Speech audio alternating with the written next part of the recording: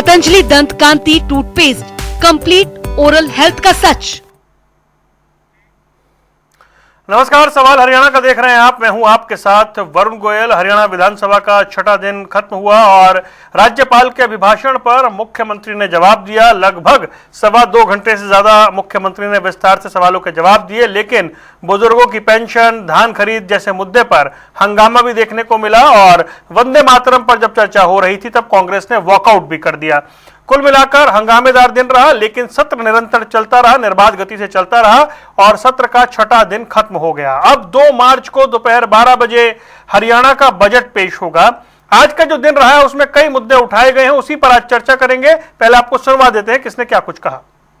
अध्यक्ष जी सदन में और सदन के बाहर भी एक ही बात कहते हैं हमारे विपक्षी साथी कि सरकार हर मोर्चे पर फेल है।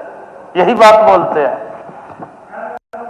कि सरकार हर मोर्चे पर फेल। माननीय अध्यक्ष जी, हम इनकी आलोचनाओं से विचलित होने वाले नहीं हैं। माननीय अध्यक्ष जी, मैं कहना चाहता हूं, मैं एक शेर सुनाना चाहता हूं कि वे सूरज को ढकने की कोशिश तो कर जाते हैं, वे सूरज को ढकने की कोशिश तो कर जाते हैं, पर सच की रोशनी को रोक कहां पाते हैं।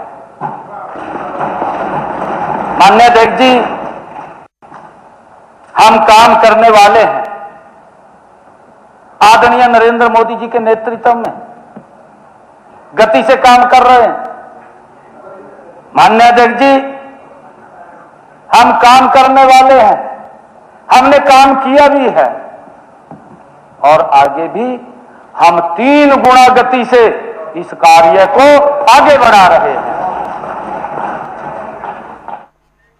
चलिए, 3 खास मेहमान हमारे साथ जुड़ गए हैं। राजवीर रोहिल्ला भारतीय जनता पार्टी का पक्ष रखने के लिए हमारे साथ हैं, राय सिंह गुर्जर जी कांग्रेस से और इंडियन नेशनल लोकदल से ओंकार सिंह जी हमारे साथ हैं। आप सभी का बहुत बहुत स्वागत है। राजवीर जी, मुख्यमंत्री लगभग 2.5 घंटे बोले हैं, लेकिन विपक्ष संतुष्ट नहीं है। भाई, वो कह रहे हैं कि हमारे सवालों के जवाब नहीं मिल रहे। वरुण जी नमस्ते। प्रवक्ता साथियों को मेरी राम। वरुण जी, महामहिम जी के अभिभाषण पर आज मुख्यमंत्री जी ने 2.25 घंटे तक विकास, विजन और विकास, इस पर बात फोकस रखा। भाई, हमने विकास किया, विकास कर रहे हैं। विजन जो उन्होंने क्लियर कर दिया, हम 2047 तक माननीय प्रधानमंत्री नरेंद्र मोदी जी का जो विकसित भारत का सपना है उसको हमने पूरा करना है। और विपक्ष के हर सवाल का, हर प्रोपेगेंडे का तथ्यों के साथ जवाब दिया। वो चाहे बाढ़ की बात हो, चाहे मुआवजे की बात हो, चाहे शिक्षा की बात हो, चाहे स्वास्थ्य की बात हो, चाहे वो किसी अन्य जो इन्होंने सवाल उठाए, मुख्यमंत्री जी ने विधानसभा में बोला, नाम ले लेकर बताया भाई आप लोगों ने ये कहा था। लेकिन विपक्ष का एक जो दिल्ली पैटर्न चल रहा है, लोकसभा नहीं चलने देनी इन्होंने, यहाँ इन्होंने विधानसभा में अपना हंगामा काट के रखना है और वही पैटर्न इन्होंने यहाँ रखा है। अब आप एक बात बताइए, हम कौन है? अजय सिंह यादव जी ने क्या बोला था, इनके नेता कांग्रेस के रघुवीर कल्याण जी ने विधानसभा के अंदर बोला कि हमने गलतियां थी, हम इसलिए विपक्ष में बैठना पड़ा। वो चाहे नौकरियों की बात है, चाहे रोजगार की बात है, चाहे किसानों की बात है, 200 रुपए के चेक की जो पर्सनलिटी जो इन्होंने तुष्टिकरण किया विपक्ष ने, कोई 12 साल से सत्ता से बाहर है, कोई 22 साल से सत्ता से बाहर है और आने वाले समय में भी इन लोगों का कुछ होने वाला नहीं है, क्योंकि जनता ने इनको पहचाना है। वरुण जी, हर मुद्दे पर इनको जवाब दिया है। 3 चुनाव ऐसे नहीं जीतते जाते। हमने काम करके दिखाया, हमने 2 लाख नौकरियां दी है, हमने 15,400 करोड़ 448 करोड़ का मुआवजा दिया है, हमने डीबीटी के माध्यम से 48 घंटे में किसान की फसल का जो पैसा है वो उसके खाते में ये सुनिश्चित किया है। हमने लाडो लक्ष्मी योजना में 9,22,000 महिलाओं को जोड़ा है, 17,82,000 पेंशनर हमने बढ़ाए हैं। ये जो 2 लाख की डीपीटी हमने 3 लाख किया था, उसको डीपीएल में जो 1,20,000 थी हमने उसको 3 लाख किया। हमने जनता का सुविधा का ख्याल रखा।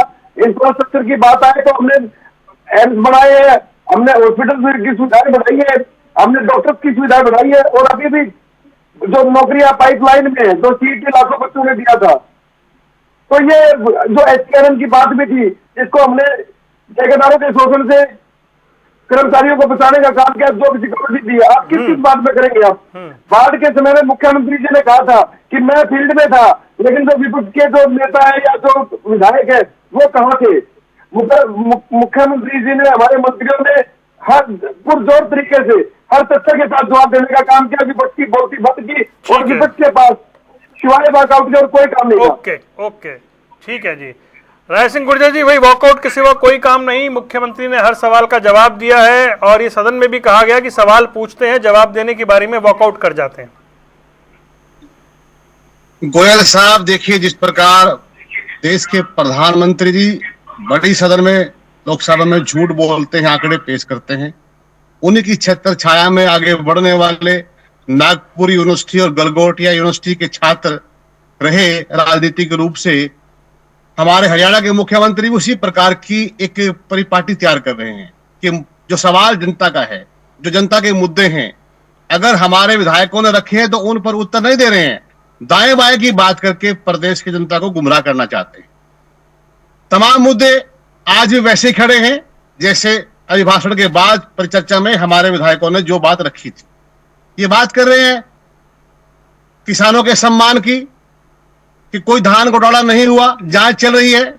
अरे 6 महीने हो गए हैं गोयल साहब, जब तथ्य सामने आ चुके हैं। देखिए, इन्होंने बड़ा जोर शोर से प्रचार किया था, मेरी फसल बेरा ब्यौरा बेरा पोर्टल।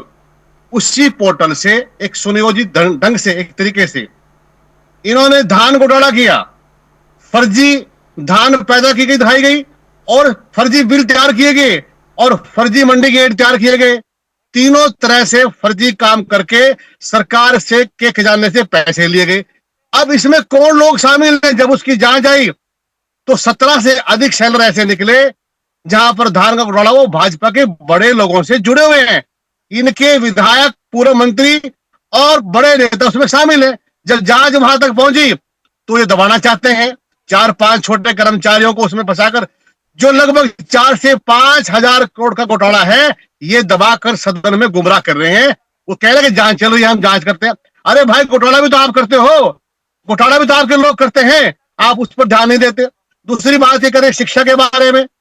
अरे शिक्षा का स्तर जो है आज के समय में गोयल साहब, सबसे बड़ा सदन होता है उस शिक्षा का, जहां से प्रदेश के मेधावी छात्रों का, उनके भविष्य का, उनकी शिक्षा व्यवस्था का ज्ञान जो है पूरे देश में जाता है। पता लगता है कि हरियाणा के छात्र कितने मेधावी हैं। जब हमारे छात्र यूपीएससी की परीक्षा और उसके साथ साथ जुड़ी सभी राष्ट्रीय स्तर की पात्रता परीक्षा पास करके देश के बड़े बड़े संस्थानों में लगते हैं, वहां तो ये उनकी बात नहीं करते। जबकि हरियाणा में जब बात आती है तो इनके एचपीएससी के चेयरमैन ने कहा कि शिक्षा का गुणवत्ता स्तर हरियाणा का नहीं है, इसीलिए छात्र परीक्षा के आंकड़े को पार नहीं कर पा रहे। तो कहां पर इनकी हम कौन सी बात को मानने, ये तय करें। दूसरा, 1050 स्कूलों में छात्र तो बहुत अधिक हैं, लेकिन वहां पर एक-एक, दो-दो विधायक, एक-एक, दो-दो शिक्षकों से काम चल रहा है। आंकड़े हमारे पास है, 590 तो ऐसे स्कूल हैं गोयल साहब जहां पर मात्र एक टीचर है जो पूरी व्यवस्था को संभाल रहा है। बात यह कर रहे हैं कि हमने सुशिक्षा, सुशासन की बात करते हैं। अरे कोई सा भी क्षेत्र उठाकर देख लो आप। रही बात खेलों की, खेलों के 930 स्कूल ऐसे हैं गोयल साहब जहां पर शारीरिक शिक्षा का कोई भी शिक्षक नहीं है। अब बात कर रहे हैं कि हम सुविधाएं दे रहे हैं, हमें नहीं पता ये कहां पर भेज रहे हैं, कौन उनको आंकड़े दे रहा है। हरियाणा में सरेआम शारीरिक शिक्षा के माध्यम से जो हमारे बच्चे प्रैक्टिस करते हैं उनकी मौत हुई है रोहतक के अंदर। ये वो बात नहीं देखते कि इनकी प्राथमिक सुविधाएं भी कमजोर पड़ी हैं। और ये बात कर रहे हैं मुख्यमंत्री जी वंदे मातरम की, कि वंदे मातरम का ये सम्मान है, हमने वंदे मातरम को देखा है। अरे जिनको वंदे मातरम जब कहना था, जब देश में अंग्रेजों की लड़ाई कांग्रेस की विचारधारा के साथ मिलकर बड़े बड़े राजनेता, बड़े बड़े हर प्रकार के व्यक्ति उस क्रांति में, उस संघर्ष में, उस आजादी की लड़ाई में शामिल थे, ये लोग उस समय वंदे मातरम नहीं बल्कि वंदे ब्रिटिश शासन कर रहे थे। उनके पैरों में पड़े हुए थे, झुके हुए थे। 1942 के भारत छोड़ो आंदोलन तक इन्होंने हर बार मुखबिरी की और अपने पत्रों के माध्यम से नहीं, बट आपने पहले बात की, आश्वासन okay, पत्र दिया अंग्रेजों को और बाद में माफी मांगी। ये वंदे मातरम की बात कर रहे हैं। हमें तो पता नहीं लगता, समझ नहीं आता कि इनके ऊपर जो नागपुर यूनिवर्सिटी का दबाव प्रभाव था वो गलगोटिया तक कैसे पहुंचा। पूरा का पूरा हरियाणा जो है इनकी बातों में हंस रहा है, देख रहा है कि मुद्दे, अरे किस प्रकार आप कह रहे हैं हमने पेंशन बढ़ाई ना, या वन साइडेड चुनाव से कमेंट्री थोड़ी पहले। होगी यहाँ पर। रुक जाइए ना, आपको टाइम दिया विस्तार से, आपने बात की, अब मैं कह रहा हूं रुक जाइए तो रुकिए ना, तो और भी गेस्ट है। ओंकार जी भाई, सत्र चल रहा है, विपक्ष सरकार की मुझे आवाज सुनाई नहीं दी, मुझे आपकी आवाज सुनाई नहीं दी, कृपया। हाँ, मैं ये कह रहा हूं रुक जाइए, अब ओंकार जी के पास जाने दीजिए। ओंकार जी, ये सत्र चल रहा है, विपक्ष सरकार को ठीक ठाक घेर रहा है, सरकार जवाब दे रही है और वॉकआउट भी चल रहा है। तो कल भी हमने वॉकआउट देखा था। कुल मिलाकर सत्र की कार्रवाई विस्तार से चलती हुई और सरकार कह रही है सबको पूरा मौका दिया जा रहा है। राजवीर भाई कह रहे हैं कि मुख्यमंत्री तसल्ली से सबके जवाब दे रहे हैं, सबकी बात सुनी जा रही है। तसल्ली से झूठ बोला जा रहा है। वरुण जी, आपका चैनल बहुत बड़ा चैनल है, मेरी तो रिक्वेस्ट है, एक पुरस्कार आप ही शुरू करा दो कि सबसे बड़ा झूठा कौन, और फिर देखना पुरस्कार मिलेगा किसे। मुख्यमंत्री महोदया को मैं सुन रहा था, उन्होंने बोला पिछले 12 वर्ष में 1,80,000 नौकरियां दी, और 2-3 दिन पहले आप ही के चैनल पर बैठा था, बीजेपी का प्रवक्ता कह रहा था 2.25 लाख नौकरियां दे दी। अब नौकरियां कितनी दी, मैं तो सीधा कहता हूं, हम तो अनपढ़ लोग हैं, 10वीं फेल हैं। हम तो ये जानना चाहते हैं कि 2014 से लेकर 2026 तक कितने लोग रिटायर हुए, कितने पद खाली हुए, और आपने कितनी स्थायी नौकरियां दी, कितने हरियाणा कौशल रोजगार निगम की नौकरियां दी। हरियाणा कौशल रोजगार निगम जो युवाओं का भविष्य खा रहा है, मैं आपको इसका एक उदाहरण दूंगा, आप भी दंग रह जाओगे। हरियाणा कौशल रोजगार निगम में 5 वर्ष से ऊपर वालों को रोजगार गारंटी दे दी। 58 वर्ष तक आप रहोगे, कच्चे रहोगे, तनख्वाह आपको कच्चे वाली मिलेगी, पक्के वाली नहीं मिलेगी। 0 से 5 वर्ष वाले जो बच्चे हैं, जो युवा है, हमारी पीढ़ी है, जो उनको 5 वर्ष पूरे होने से पहले निकाल दिया गया। इसका मैं उदाहरण देता हूं, मेरे भाई बीजेपी के प्रवक्ता, पर्चा दर्ज करा देना अगर झूठ निकले तो।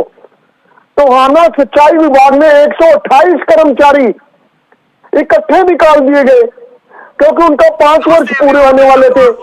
आज मैंने वहां के एक्सीएन से बात करी कि क्या बात है, आपने इतने कर्मचारी इकट्ठे क्यों निकाल दिए। उन्होंने बोला कि ऊपर से निर्देश है। मैंने कहा निर्देश की कॉपी दो, कह रहे हम कॉपी भेज देंगे।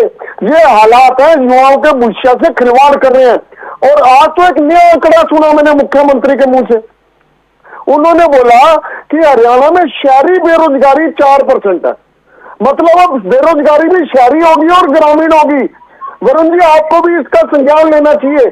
अब बेरोजगारी के भी 2 सेक्शन हो गए, एक शहरी बेरोजगारी, एक ग्रामीण बेरोजगारी। और मैं तो कहता हूँ शहरी बेरोजगारी में से अगर गुड़गांव और फरीदाबाद 2 शहर बाहर कर दो, आपको पता लग जाएगा शहरी बेरोजगारी 80% से ऊपर होगी।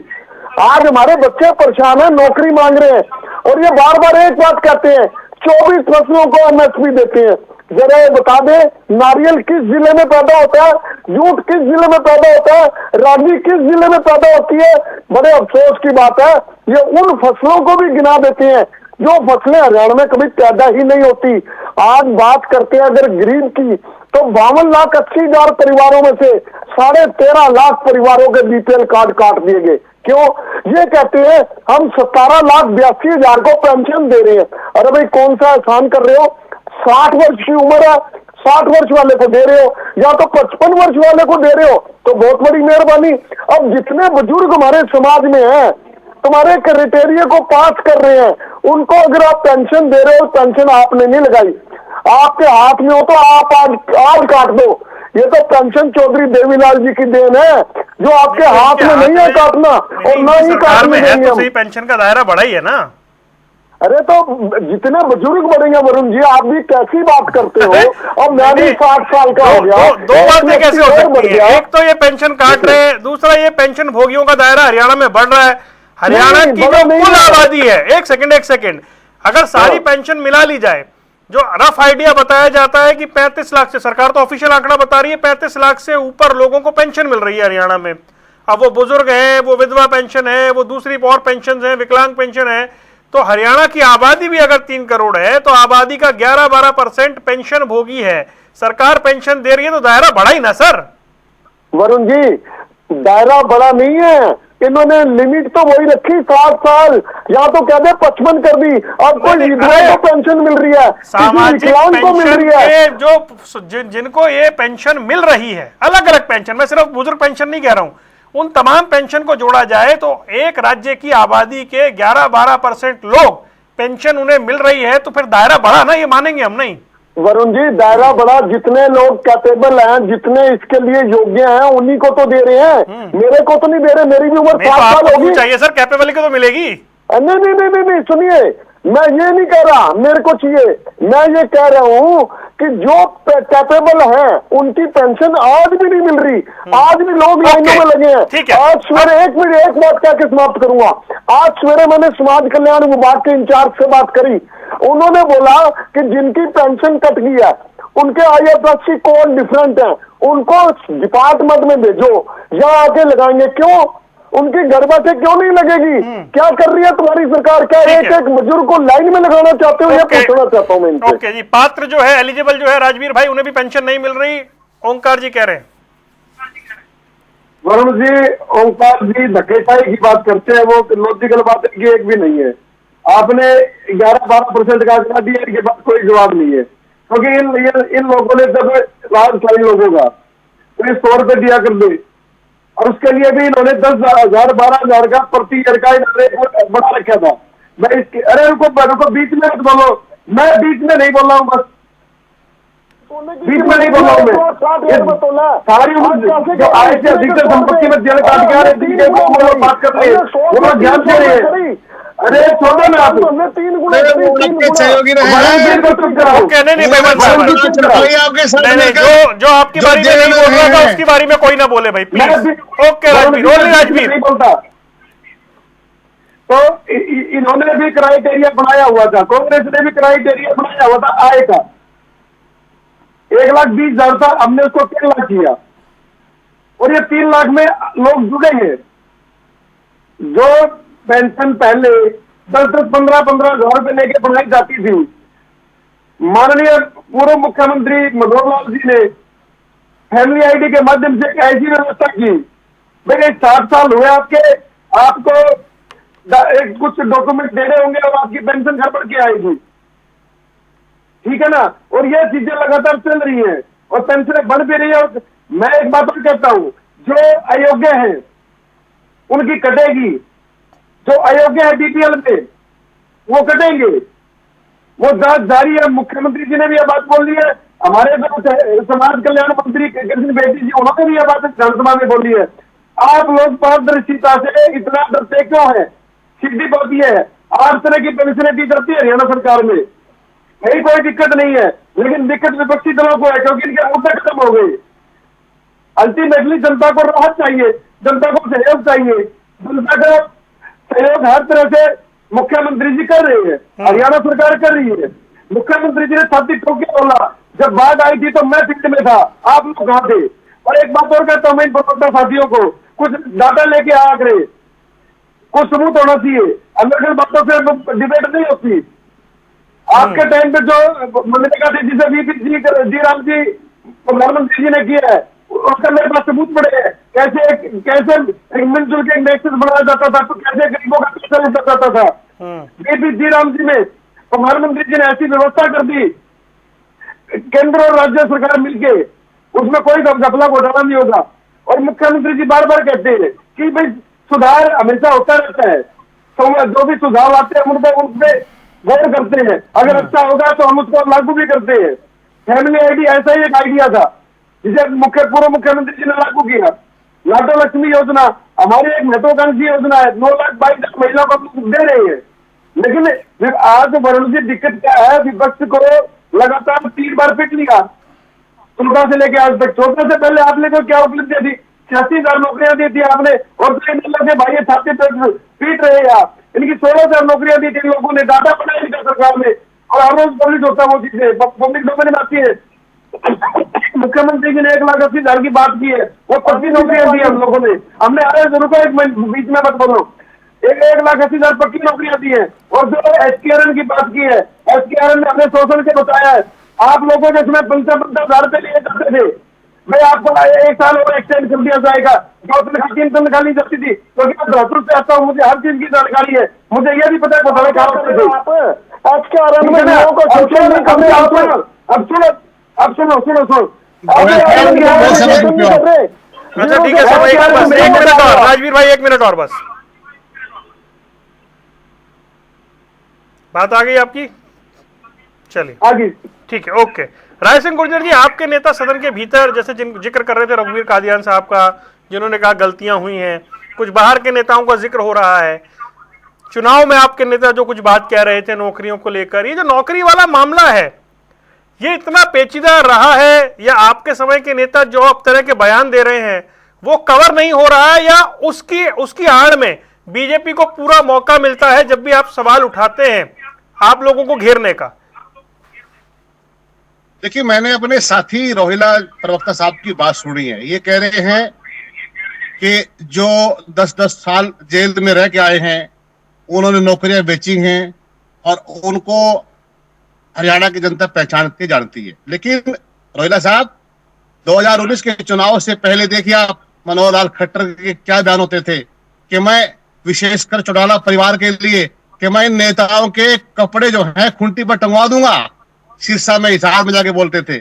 और जब चुनाव हुए 10 सीटें जेजेपी जीत कर आई, तो वही मनोहर लाल खट्टर रहे जिन्होंने अब अजय सिंह चौटाला के लिए, जो जेल से जिनकी आप बात कर रहे हो, उनके लिए रेड कारपेट हरियाणा के राजभवन में बिछाया था, उनके बेटे के साथ सौदा किया था, और वो उसके बाद 1 दर्जन से अधिक घोटाले करके चले गए, शराबबंदी का, दालों का, सड़कों का, और बड़े बड़े विभागीय घोटाले PWD के हुए। आज तक जवाब नहीं आया आपके पास।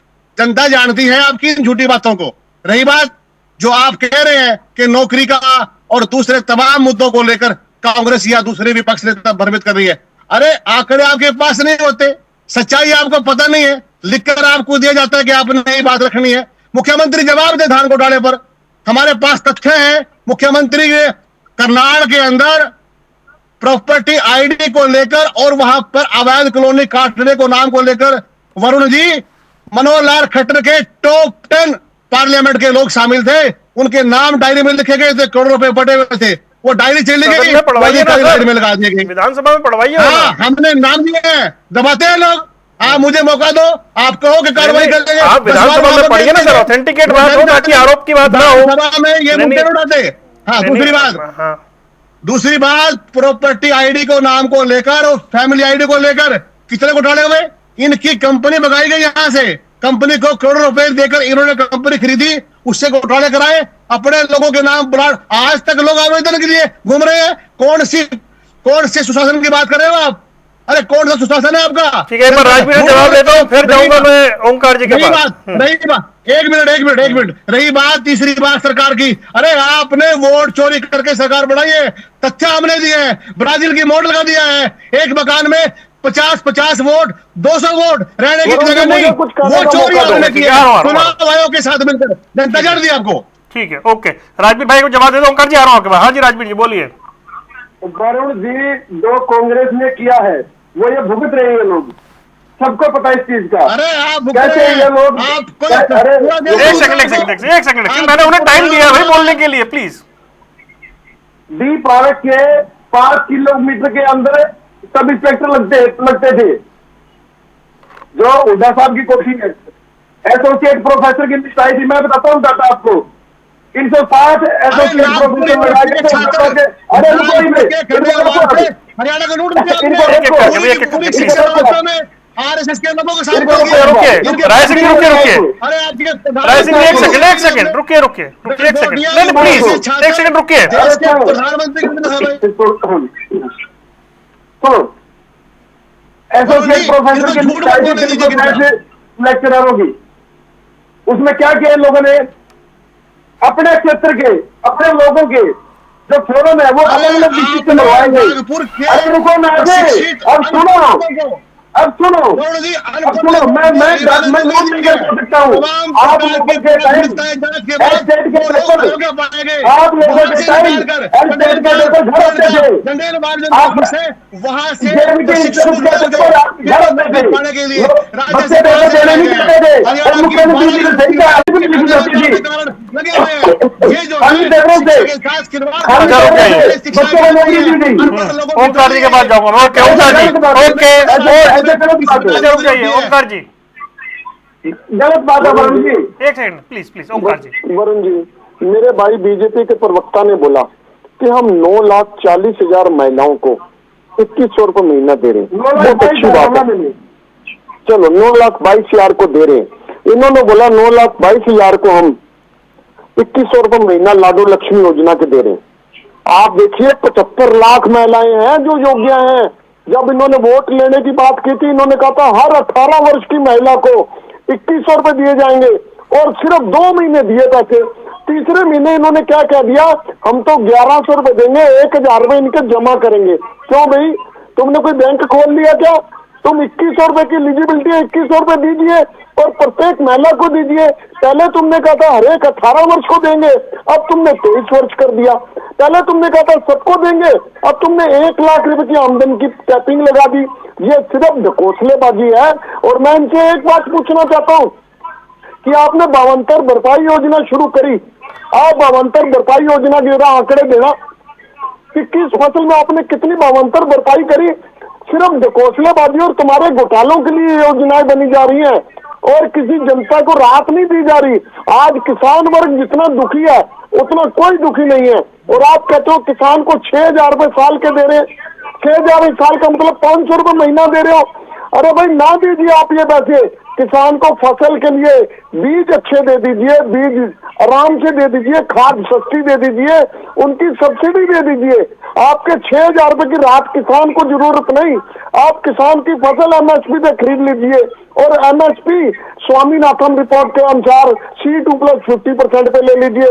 नहीं समझ आती तो मैं बता देता हूँ। हाँ, एक बात जरूर कहूंगा, ये बीजेपी के प्रवक्ता जितना झूठ बोलते हैं, मेरा खुला चैलेंज है, मैं बिना आंकड़ों के आऊंगा, कोई किताब कोई कॉपी नहीं लेके आऊंगा। आप कॉपी ले आना, किताब ले आना, मेरे साथ आमने सामने आके बैठ के जब मर्जी बात कर लेना, तुम्हारे सबके छक्के छुड़ा निकलेना। अरे नहीं, चर्चा की तरह है ना, उसमें कोई। चलिए हाँ जी राजवीर भाई, एक 30 सेकंड। जो इन्होंने खाद की बात की, उसका रेट कम किया गया, नीम कोटेड यूरिया दिया गया। मुख्यमंत्री जी ने आज विधानसभा में बोला है नकली खाद, नकली कीटनाशक, नकली बीज बेचने वालों को 5 साल तक की जेल का प्रावधान हमने किया है। ये इन्होंने प्रॉब्लम क्या है? अरे ये तो बता दो, बोले बात पूरी कीजिए। तो एक भी बंदा गिरफ्तार नहीं किया। अभी इन्होंने रोको इन्होंने चौधरी देवीलाल नाम की जो एक कुल्लड़ी थी मक्खन की, वो फोड़ के खा ली इन लोगों ने। अब इनके पास कुछ नहीं बचा है, क्योंकि चौधरी देवीलाल का जो जनता बताएगी क्या बचा क्या नहीं बचा, ये आप नहीं बताओगे। चलिए चौधरी देवीलाल का नाम डुबोने का काम 2 मार्च सोमवार को 12 बजे बजट पेश होगा, और फिर उससे पहले और उसके बाद हम खूब चर्चा करेंगे। फिलहाल समय इतना ही है। आप तीनों मेहमानों का जुड़ने के लिए बहुत बहुत शुक्रिया। सवाल हरियाणा का देख रहे थे आप, दीजिए इजाजत, नमस्कार।